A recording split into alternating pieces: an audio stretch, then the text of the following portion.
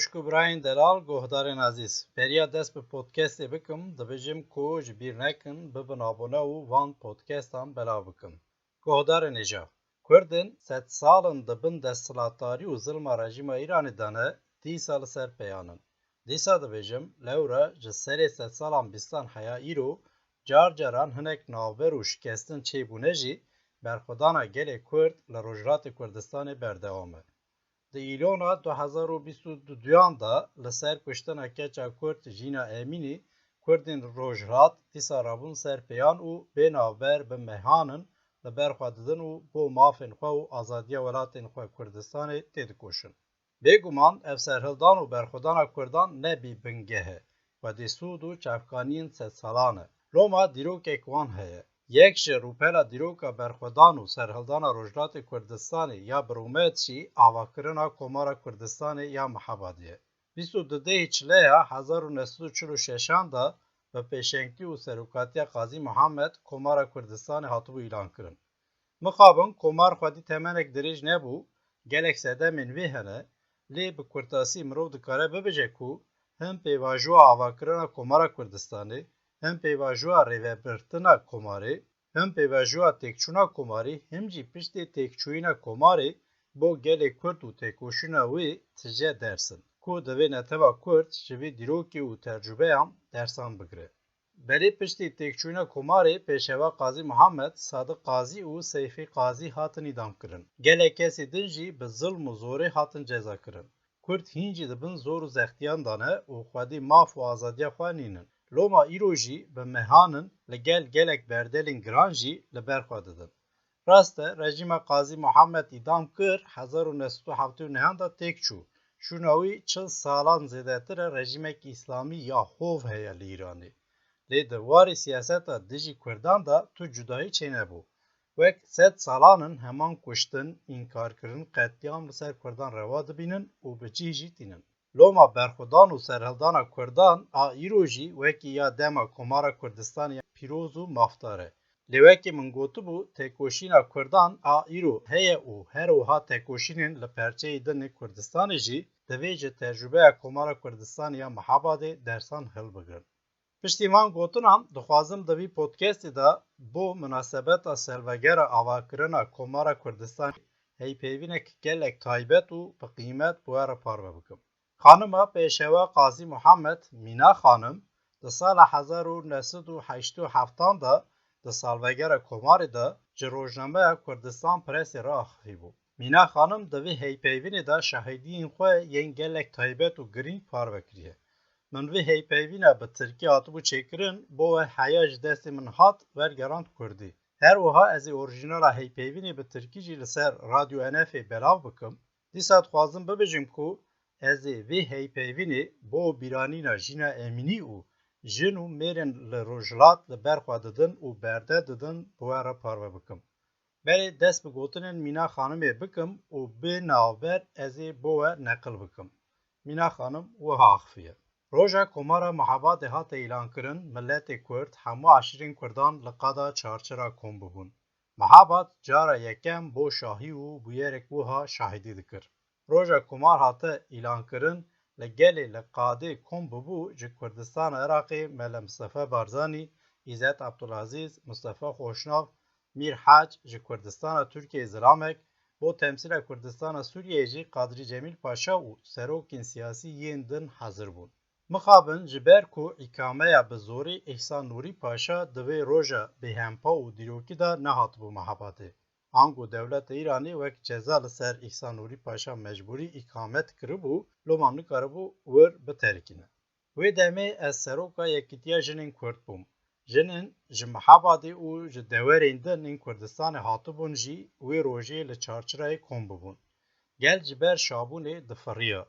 De hezaran kesan govend digerandin. Her kes gundî, esnaf, karker, jin û mêr bi yek dil, yek can coşa wê rojê dijiyan.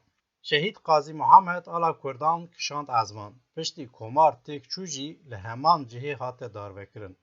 Merhûm wek Serokkomarê Kurd axivî. Axaftina wî bi çepikan hate pêşwazî kirin. پشتی وی ملا مصطفی بارزانی حاجی آقای محتدی و ریبرین سیاسیین دن کوی روژی لچارچرای کوم ببون آخفین. بخواندن مرشا نتوی عراقی آل کشاندن ازمان احابات وک پروژک محشر جوشیا بو. جهر ملت انسان وی روژی لچارچرای کوم ببون. بلی کردان، عجم، ازری، ارمنی، جوهی هر کس دور بون. چون دا چون لک پارتی جویان. قراریم بو دیارکرنا وزیران و ریخستنکرنا حکومت خاطه گرتن. درفت نبکو برحمتی را یک و یک با آخفم. لورا گلک مجور بو. پشتی جوینا وی روژه دما و گریا مالی من را وها گوتو بو. بو گل کرد چج دستی من هاتیه من کریه. حتی داوی عمری خواه نفس خواه یا داوی جی بو وی ازی تی بکوشم.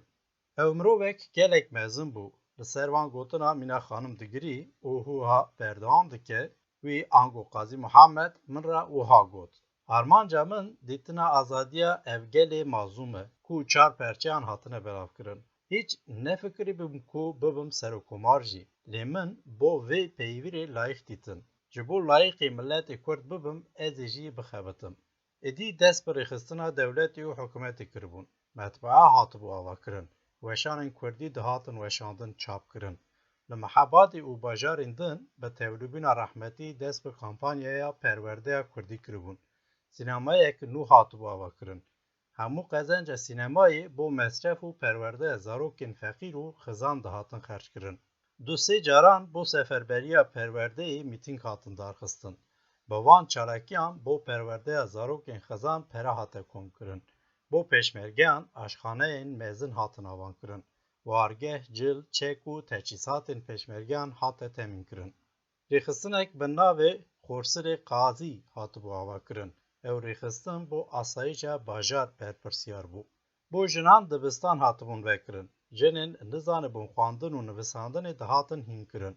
Li Sablaxê herêm hatibûn avakirin. Li her herêmê jin li hev kom dibûn û pirsgirêkên xwe ji kesên bo rêxistinkirina jinan berpirsiyarin re radigihandin. Wê kesê jî ji bo partiyê radigihand. Komar xwedî demek Kurd bû, lê gelek saziyên xwedî qîmet avakiribû. Mixabin temen dirêj nebû. Rahmetî mirovek xwedî nêrînên dem dirêj bû. Mesela nedixwast min wek tenê jina xwe ya li malê rûniştiye û mêvana pêşwazî dike bibîne. Bo hemû jinên Kurd tevlî jiyana civakî û polîtîk bibin gelek dixebitî. Mijil dibû. Rojek Rahmetî Qazî hat û got. Hikûmeta Fransayê muhtacê pere dibe û qiralîçeyê gulîska xwe dide. Min jî hemû zêrên xwe da komarê. Bilî min jinên Kurd jî pere, tutûn, eşya û tiştên wekî din didan. Rojek Rahmetî diçû Makûyê. Kesên xwedî qedr û qîmet ê ji Makûyê wî dawet kiribûn. Wê demê Hacî Bavê Şêx wezîr bû. Mala me gelek mezin bû. Salonek bo 100 kesan hebû. Ji ber ku karê min hebû, ez derbasî cihê mêran bûm. Hacî Bavê û Rahmetî diaxivîn. Hacî Bavê got: Wek şêxtî û padîşahî divê gel bitirsînî ku bila gel bibe alîgirê te. Servan gotinan Rahmetî wiha bersiv da. Ez ê li komara Muhamedê bo hemû dunyayê îlan bikim ku teror û zulm çareya tu tiştek nîne. Li Mehabadê pozê kesekî jî xwîn nebû. Mirov wek xuşk û bira jiyan. Bo derd û kulên hev dibûn şirîk. Rahmetî ji wezîrê xwe Hecî re got: Eger tu li zarokekê digirî bixî, ew ê hîn zêdetir bigirî. Lawek min hebû, wî jî li Tebrisê dixwand. Min tiştên bo wî pêwîst bûn dişand. Qasî hefteyekî bû min tu tiştekî neşandibû. Me hîn xwarina nîvrûyê nexwaribû, Rahmetî rabû. Min jê re got: Hefteyekê min bo lawê xwe tu tiştekî neşandiye. Ez dixwazim hinek tiştan bişînim. Tam wê demê ji dibistana li hemberî mala me zarok derdiketin. Rahmetî min re got: Lawê min kurê te ye. Ew bo te law e. Evên hanên jî bo min lawin. İnşallah di demekî nêz de wê sînema biqede û qezenc jê bêgirtin û wê demê em ê bikaribin cil û bergên li zarokên feqîr û bê derfet bikin, wan bidin xwandin. Ez ê wê demê kêfxweş bibim. Rahmetî nivê şevê derdiket û digeriya. Dixwest rewşa gel fêm bike. Jinek wiha digot: Min dît şevekê deriyê me xistin.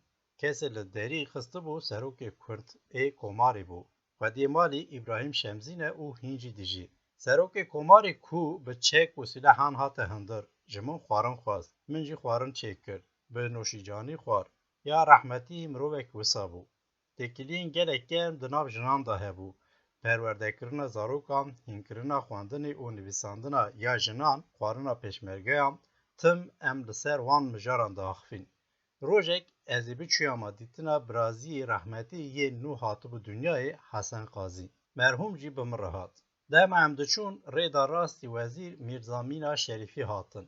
وزیر جی رحمتی را گوت از جلتت گریم. رحمتی گوت بو چود گریه. ویجی گوت کارک مهیه پره لازمه بو وی تدگریم. رحمتی کنیه و جی وزیر را گوت تو مالا من جنین لسر من اشیای من دبینی او همی یه گلی کردن. بچه جی وزیر مالیه را تشت لازمه بگره. چند روژان بریا تکچوینا کماری برای رحمتی جی تهرانی هاتو بو. دوان روژان دا گلک میوان مهبون. شب رادیوی گوهدار کر و جی رادیوی آگاهدار بو که آذربایجان تسلیم بیه. جی برای خوارا گوت تو بچه تهرانی. جی من را جی گوت از برب آلی ساقزی وادچم و پیشمرگیان زیارت کم. سبی مل مصطفی و بارزانیان تینه. هجمه روان گلکسی ده. روما حضرتیه که باش بکن. هم باش پیشوازی بکن. وی روژی رحمتی تیوی مل مصطفی بارزانی هات مالی. جنرال حمایینی تلفن کر و به بارزانی را آخفی و وی خبری دا. لشکرین ایرانی تین سر محباده بترکینن. از جی لور بوم و من جی بهیست. هاتون و گوتون که مل مصطفی بچه دخوازه و ببینه بو خوارین نامینه. من جی به دو کسان را خبر شاند و گوت. من بو و خوارن حاضر کربو. خوارین بخون و شوندا بچن. مل مصطفی جی گوتو بو لازم هم بچن. من دیت ناوه در باس بوم آلیه میر رونشت بون. او من به اسرار جمله مصطفی را گوت. از ناهیلم هون بی خوارن بچن. من سفره که فرار را خست و رونشتن خوارنا خوارن. من خواه بخواه گوت جب جپه هاتیه دبه کو پره لسر ویتونه به. او من پره دستی خواه دا خوشکا رحمتی. وی جی بر دا مله مصطفی او گوتو بو من شاندیه. وی پره گرتیه سپاس کریه و گوتو بو لسر وی پره تونه بیه. دما مل مصطفی و برزنیان چون هوا گلک سار بو. جنو زاروک دگریان. دوی سرمایه دا بر به نخد شنو واد چون. رحمتی دستی سبی ساعت 4 دهات. از بر پنجره اک لدر و دنری رونشت بوم و دگریان. رحمتی مرا گوت تو چما دگری؟ من جی گوت چوا نگریم دوی سارو سقم دا در روژ جهنم دا برزنیان تاوی زارو زیر چکتن ری بو وان دگریم. روژادن همو اندامن حکومتی و مزنن اشیران لمالا مکون بون. لشکرین ایرانی جی کتبون ناو محباده. رحمتی دوی جوینی دا گوت. دما دو هیواری از هات مالی خانم آمن دگریه. ما گوت تو شما دگری. گوت پشتی من حالی پریشان ایوی ملتی دید از چوا نگریم. اگر او خیراتا به خانم آمن را هیه هون خواده وی بونا او روشا ایرو دینه هاتا سریمه. پشتی تکچونا کماری 8 روژان شون دا رحمتی آتا گرتن. دوان روژا دا تمامی لمالی بو. روژک جخوشکا خواه آب خواست. من جرا بر. دگریم. جمن پرسی کو چما دگریم. من جرا گوت. خوازل ام فقیر و پریشان بونا و داویه کوسا منه دیتا. رحمتی من را گوت. دوی تو نگیری. جنا کرد دوی نترسه نگیری.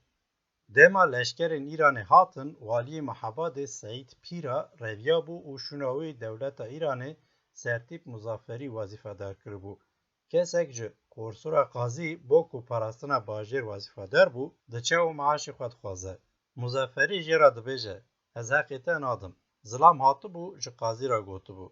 قاضی جی وی پیشمرگی به تاوی دو ظلامان شانده بو جن مظفری و گوتو بو. من وان کسان به زوری نه آنیه. تو سوچک وان تونه اگر حسابک و هبه به من را ببینن. روژا هشتمین یا تکچونا کماری بو. من زاروکان برو بو حمامه. دما و گریام رحمتی لمال نبو. دما من پرسی کالوکوه گوتن جنرالین ایرانی ظلام شاندن مالی و برنه. شب ظلامین مهاتن و گوتن کو ایشب قاضی محمد سیفی قاضی و صدری قاضی ناین مالی و دی لبا حمایین بمینن. من جی بوان خوارن و جلان شاند. سی مهان او د زندان دابون. من جوان را خوارن دشان. دوی دمه دا رحمتی ندخواست کو کس بچه زیارت اوی و وساد گوت. دوی جن و زاروکین ما نکوین ناو دستو پین فارسان. دما د زندان دابو تنه جارک شم زیارت اوی.